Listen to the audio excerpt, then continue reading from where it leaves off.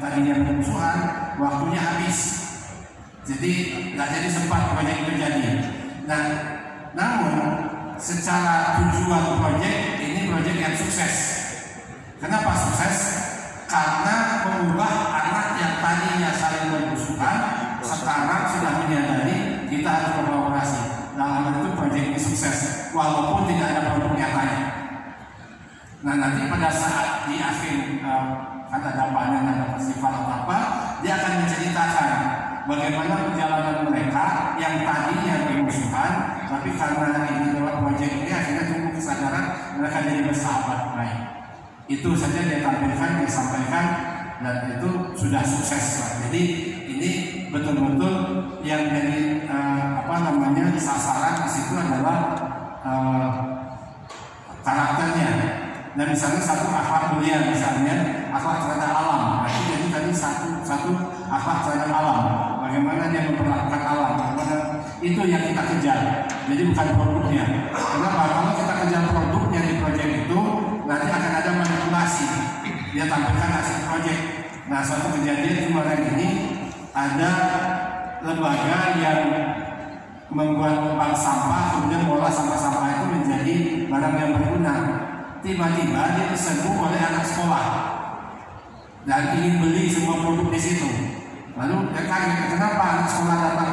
Rupanya itu untuk ditampilkan di akhir semester sebagai produk proyek. Sebab jangan dijual, jangan dikasihkan ke mereka. Kenapa? Karena kita mengajari mereka untuk menipu, dan itu untuk menipu. Nanti menampilkan itu. Padahal tujuan proyek ini adalah untuk penguatan karakter sebetulnya. Jadi tidak harus menuntut ada produknya.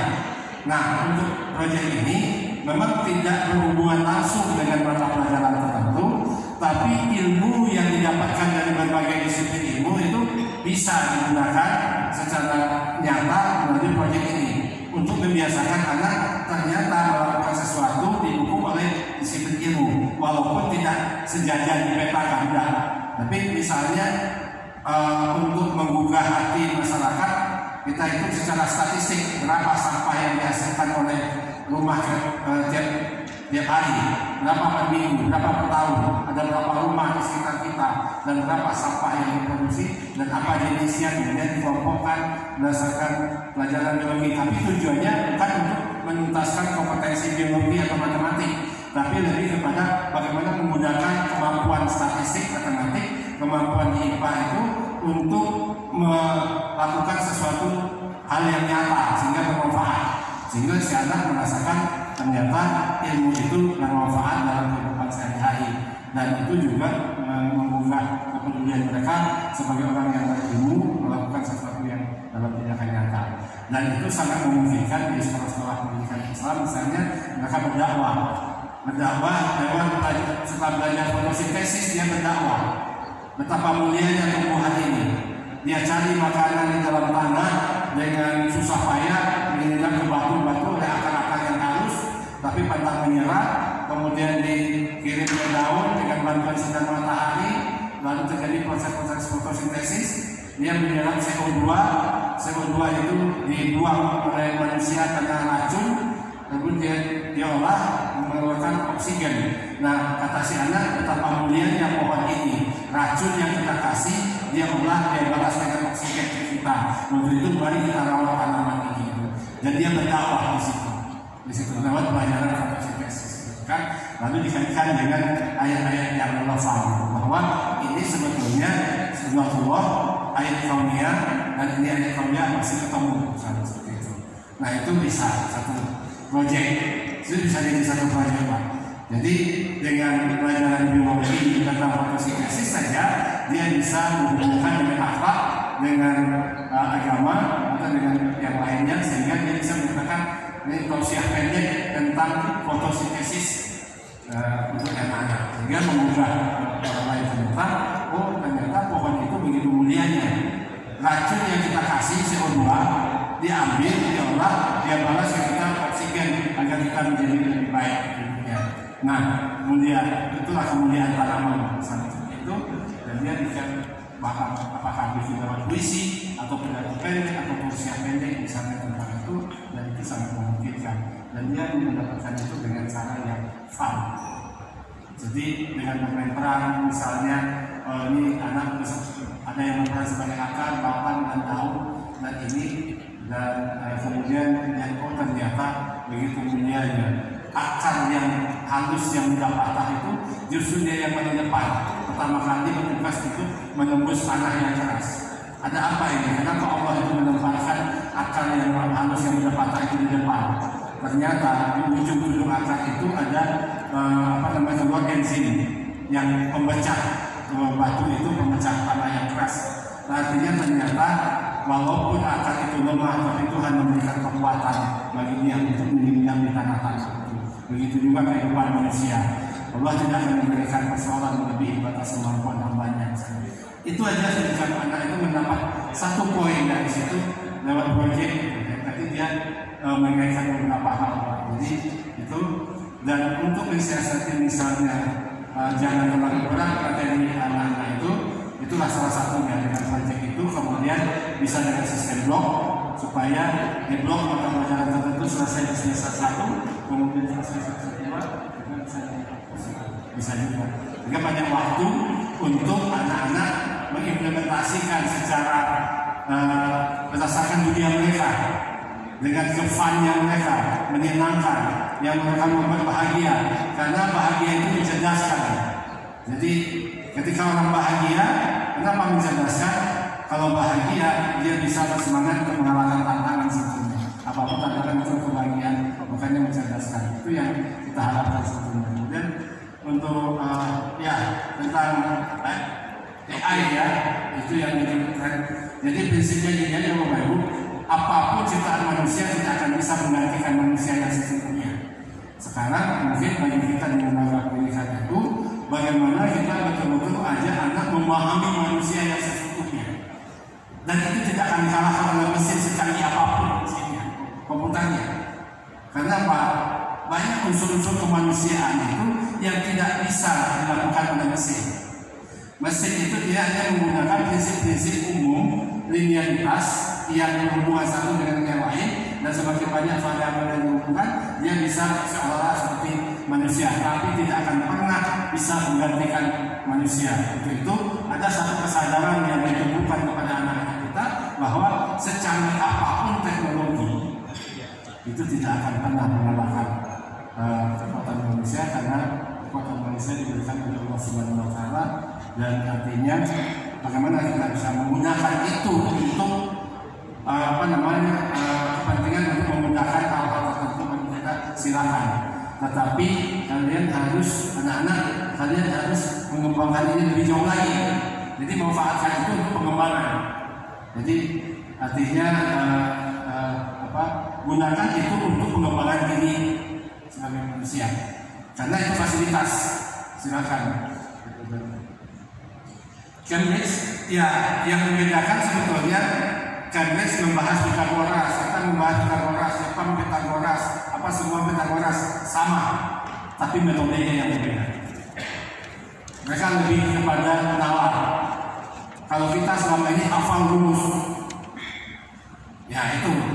Sekarang makanya sebetulnya Bapak Ibu ketika kita belajar matematika tentang segitiga Pitagoras, sebetulnya jangan langsung rumusnya, tapi lihat di mana saja ada segitiga di ruangan ini, di mana ada segitiga di situ, kenapa ada di situ, apa kelebihannya, apa sifat-sifatnya, apa ininya, di mana segitiga lancip, di mana segitiga tumpul, di mana segitiga dan sebagainya, dan itu membuat anak bernalar sebetulnya.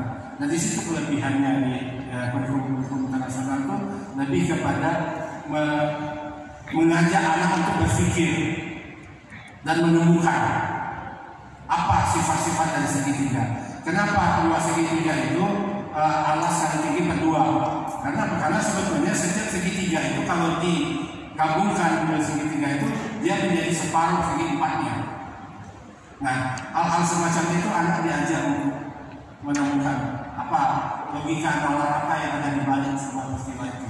Nah, itu membutuhkan waktu yang cukup, membutuhkan guru yang sabar, membutuhkan guru yang tidak terburu-buru untuk menurut materi pelajaran kepada anak, tapi dia mengetahui apa maknanya dari pelajarannya, apa maknanya. belajarnya ini apa maknanya dan sebagainya. Dan itu yang terpenting sebetulnya. Jadi lebih kepada apa namanya Cambridge dan sebagainya itu lebih kepada pembelajaran bermakna dan menalar. Jadi makanya kita juga melakukan perubahan untuk seleksi perguruan tinggi, tidak lagi tes mata pelajaran tapi tes nalar. Jadi kalau bahasa Indonesia itu nalarnya, bukan ilmu bahasanya. Bahasa Inggris itu nalarnya. Matematika juga nalarnya, bukan ilmu matematika, tapi nalarnya yang kita lakukan. Sehingga tidak perlu lagi penjurusan di apa namanya di SMA. Dan itu yang kita lakukan. Dan kemudian yang PAUD, transisi PAUD SD itu yang perlu kita terus, dan Pak Menteri mana-mana sudah mengatakan tidak ada lagi tes Calistung untuk masuk SD. Makanya kita itu PAUD itu menjadi wajib belajar dari 13 jadi tambah 1 tahun ke bawah, dan itu satu menyatu dengan SD. Jadi kalau lembaga pendidikan ma'arif itu sebetulnya antara usia ini dan SD kan satu lembaga. Nah itu bikinlah satu kerjasama, satu komunitas antara guru SD dan guru PAUD. Jadi itu perlu dibentuk komunitas guru SD dan PAUD sehingga saling membantu, saling ini, dan bagaimanapun anak-anak di kelas 1, 2 SD itu proses pembelajaran masih mirip dengan di PAUD. Jadi tidak ada lagi tes Calistung di PAUD.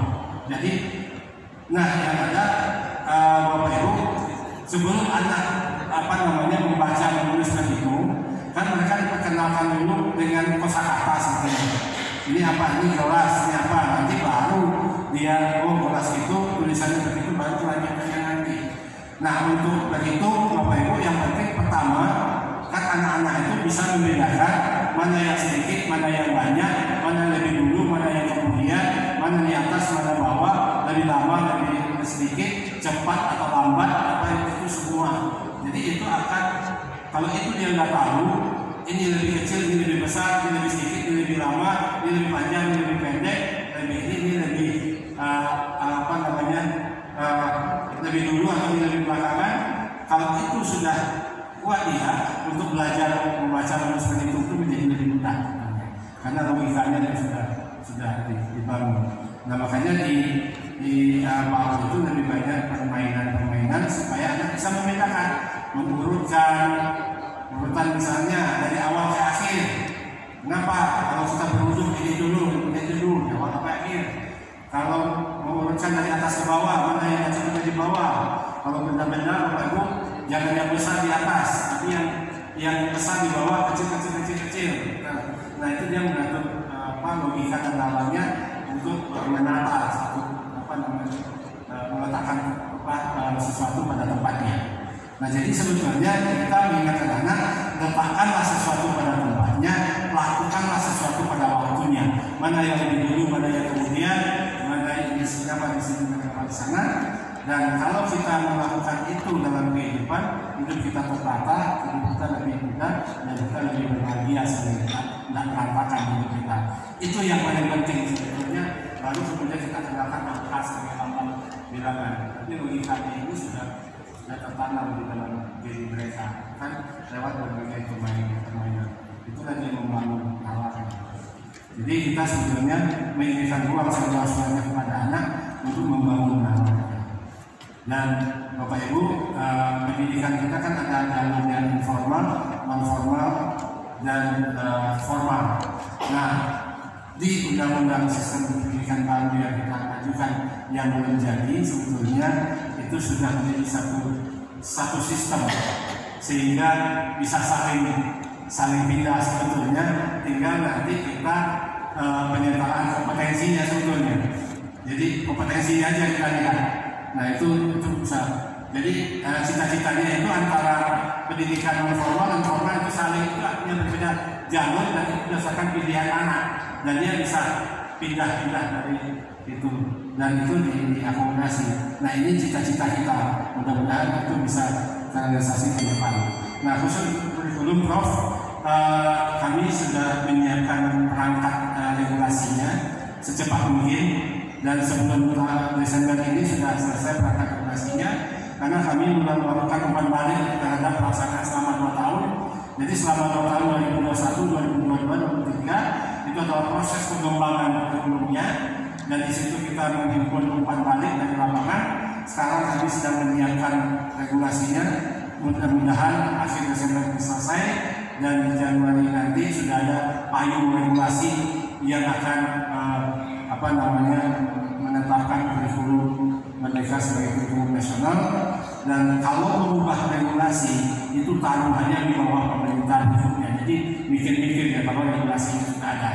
Nah, yang berbahaya memang regulasi yang belum ada itu akan berubah. Nah, insya Allah doanya Prof, nanti regulasinya segera selesai di akhir semester ini, dan semuanya perangkat-perangkatnya sudah kita siapkan. Kelemahan dari kurikulum yang sebelum-sebelumnya itu ketika ditetapkan perangkatnya belum siap, itu sehingga guru-guru agak kebingungan. Sekarang kita kembangkan, kita dapatkan satu pendidikan, kita usahakan begitu regulasinya lahir, semua perangkat-perangkatnya yang bisa digunakan oleh guru sudah selesai, hingga tidak digunakan. Mohon doanya Bapak Ibu semua, itu bisa realisasi. Mungkin itu saja Bapak Ibu, dan mungkin mohon maaf atas segala kekurangannya, dan pada intinya adalah kurikulum Merdeka ini berusaha untuk memberikan pelayanan kepada peserta didik sehingga mereka bisa merdeka secara lahir dan batin, merdeka dari kekufuran, merdeka dari kebodohan, dan dia tidak korban perkembangan ilmu pengetahuan dan zaman, supaya dia bisa beradaptasi dengan situasi, serumit apapun situasinya ke depan, dia sudah siap.